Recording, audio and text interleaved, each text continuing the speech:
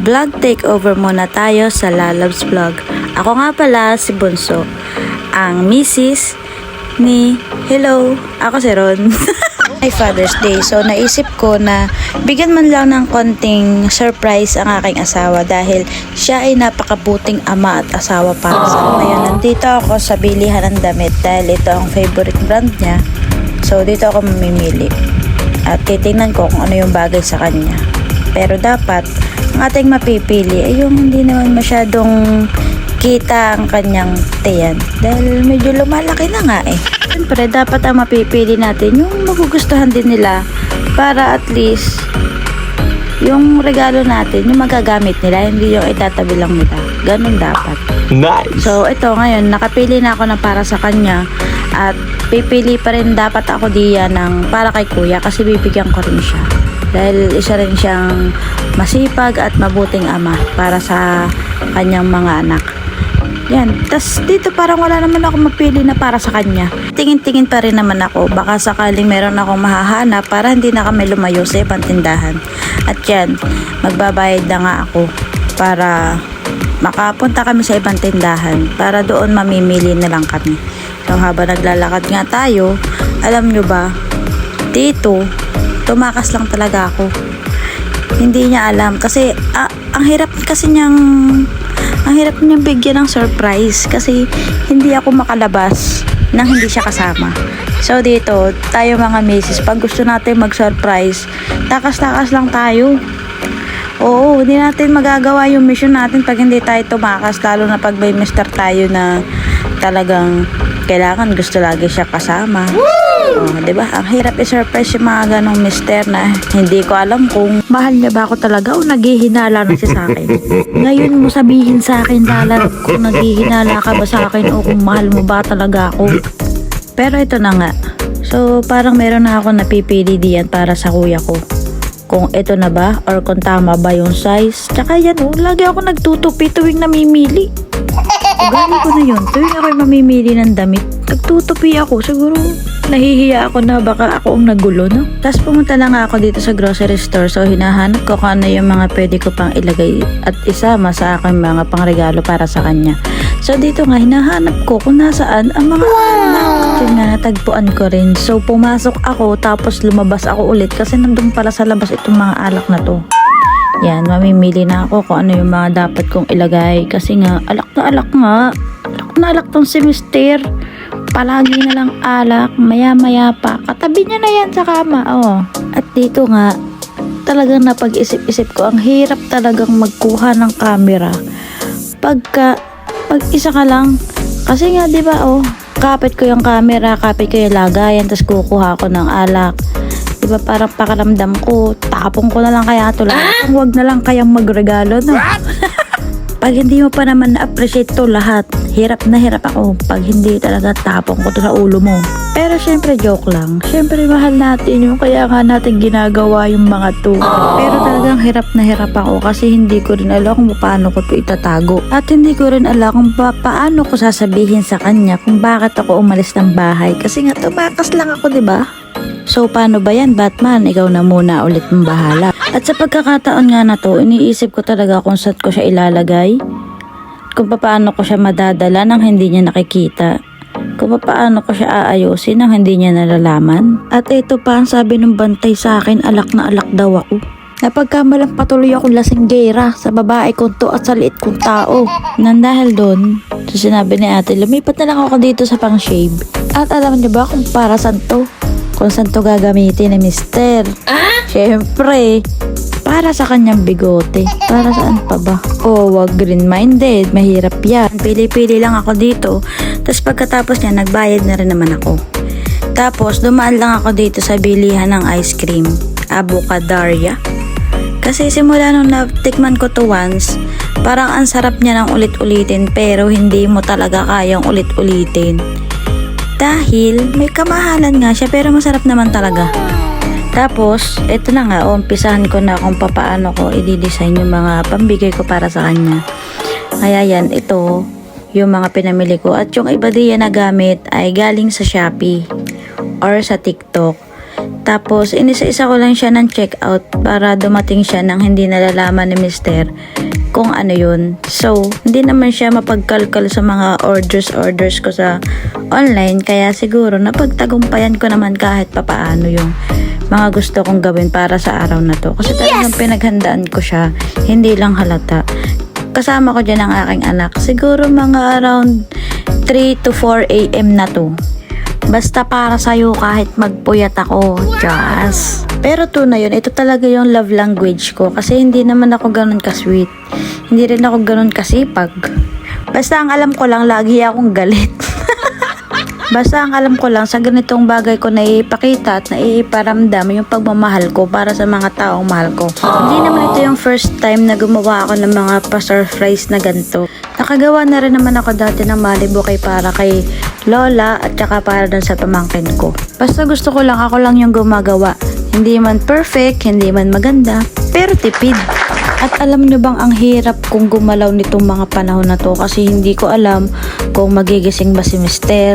Kasi for sure pag nagising yun, automatic talaga hahanapin ako nung ba't wala ako sa tabi niya.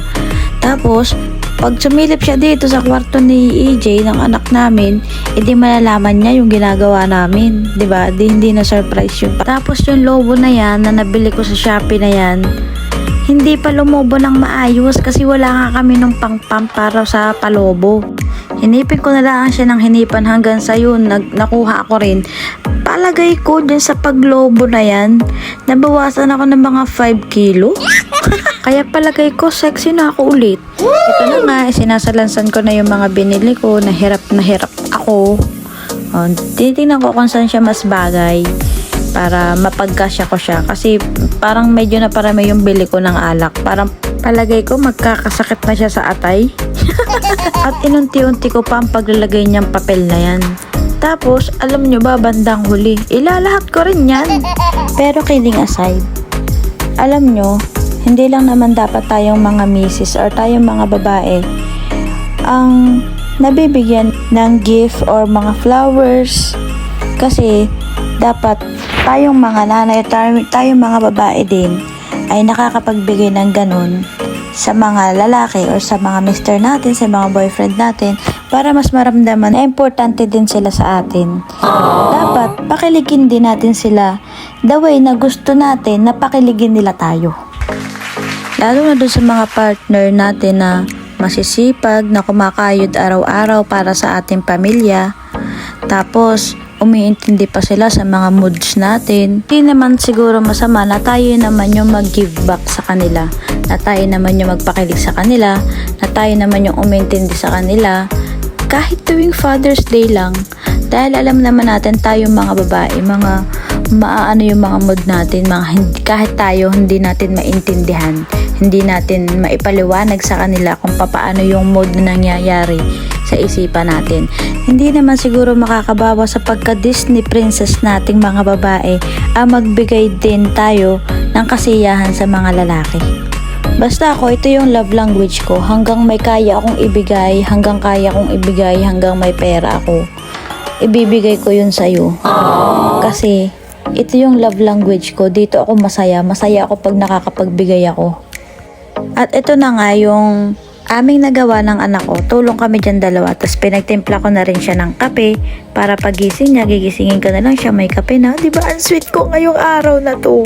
Kaya sana lalabay magustuhan mo itong konting surprise namin ni EJ para sa'yo. Happy Father's Day! Ganda. Thank you.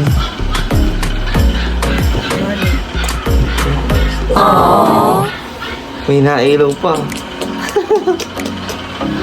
Kape ka na. Red horse pa. Kape, sabi ko kape, hindi red horse. Red horse agad, agang-aga. Gusto rin naman dito. Tatay ka na ngayon? Ha? Kape ka na. Nandito na pala ni Kenneth. Yan nga ang pinakuha ko nung cake eh. Sa ibaba. Sa iba babagaling yan?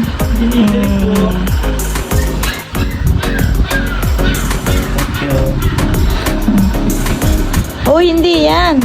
Kape muna. Tingnan mo. Ang cute ah. Gusto mo nice lang ah. Ako lang gumawa. Ito?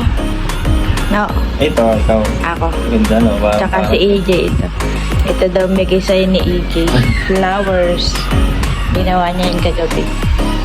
Umaga na pala. Ikaw din, nabati ka na yun. Tingnan mo na yung ano Nabati mo. ka na yan. Tingnan mo to. Ano yung regalo ko sa'yo? Dali. Picture muna kita dito. Lasing din naman ako na lang. Wow, isang nag-light. Dalawa ng sa nag-light ko. Pwede ba ito? Yan. Nakatanggap din ng flowers. Ari, Nakatanggap yung flowers. teka lang. Galing niya kay EJ. Siya ka. Galing yan kay Oh, mahal to. Jack Daniels. Ano to? Anak din? Pero Coca-Cola, ano to? Meron. Cocktail. Meron to. Ano ko okay mo kasi ah? Okay. Dalawa ng San Miguel. May pangahit. Pangahit.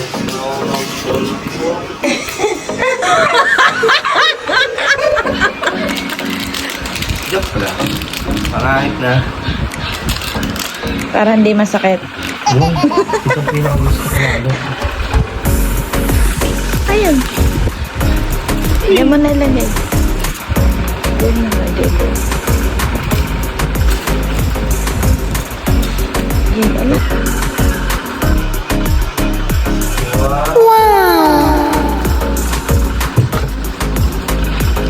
Ganda. Thank you.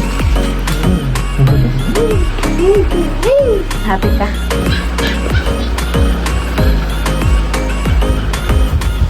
Ang sakto. Tagal mo pumili ah. Sakto yun. Sabi sinopat Ang ah. ganda pala. Hindi ka makamataba.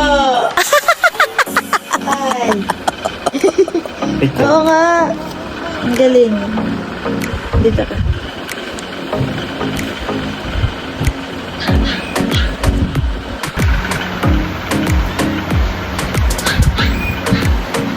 Kape. Kahit malo yan.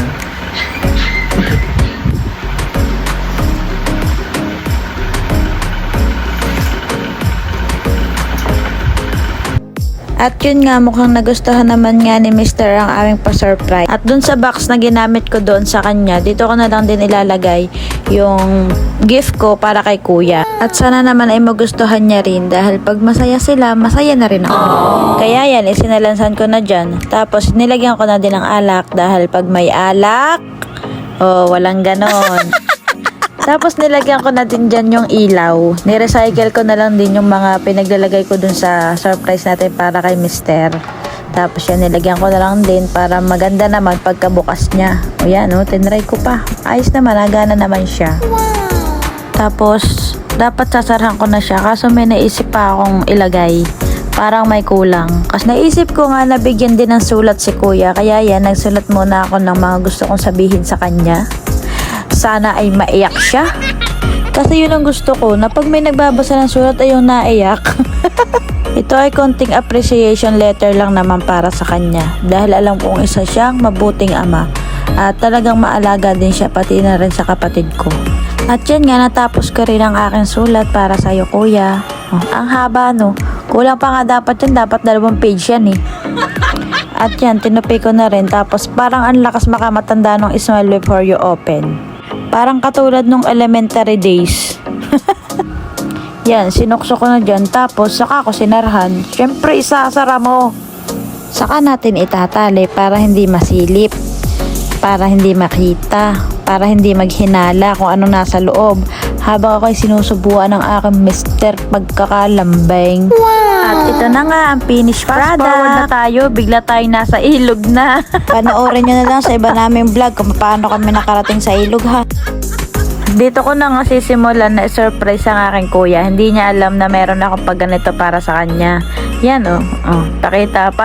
Diba para lang ako may dalang abot? Iniisip ko kasi kung paano ko sisimulan. Iniisip ko kung paano ako sasabihin kay kuya. At kung paano ko iaabot mga ganong bagay. So guys, so surprise namin ang aking bilas. Kalalabs, ayan si Kalalabs. Ayan. It's time, titingnan natin kung anong reaction niya.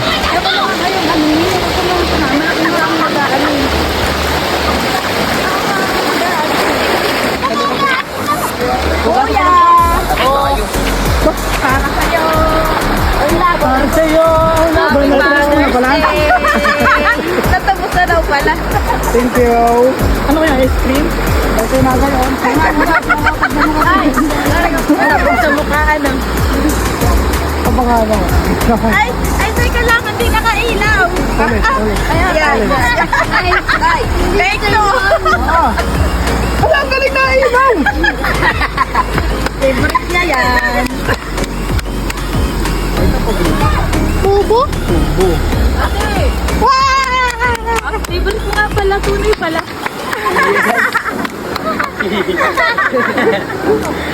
Nag-drop. Ay, hindi naman. Ate, maligo na kami. May sulat. Baka tilista na utang ka. Mahaba, ano? Tapos nilagyan. Tama, ang lakas na matanda ng smile before you open. Tapos utang.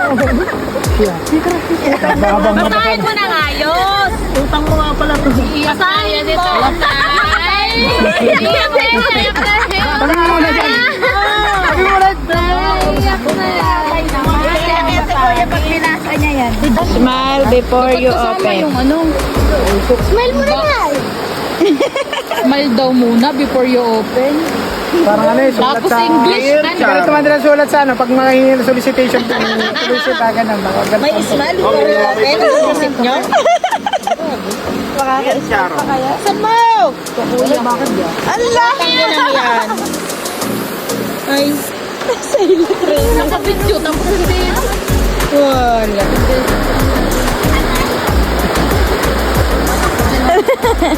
Daw yun. Sukla. Ako bibidyo sa'yo. Ako nga may iyak. Simula pa lang. ko.